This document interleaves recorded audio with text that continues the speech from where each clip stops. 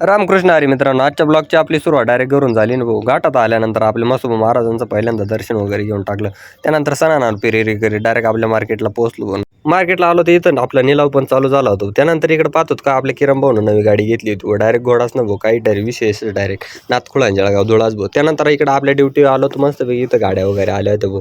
त्यानंतर या भाऊचं मस्तपैकी चालू होतं आपल्याला फोन पाहायचं बघा. तिथलं सर्व काम वगैरे आटपून घेतलं आणि त्यानंतर आपण संध्याकाळी लगेच आपल्या बबलूबाईच्या दुकानावरती गेलो. त्याच्यावर काम चालू होतं भाऊ बरं का.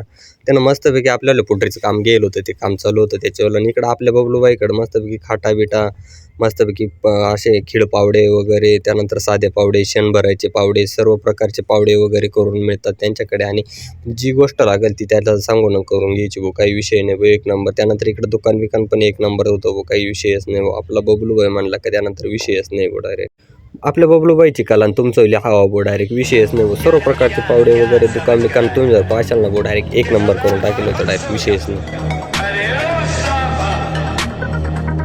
कितना इनाम रखे सरकार हम पर पूरे 50,000.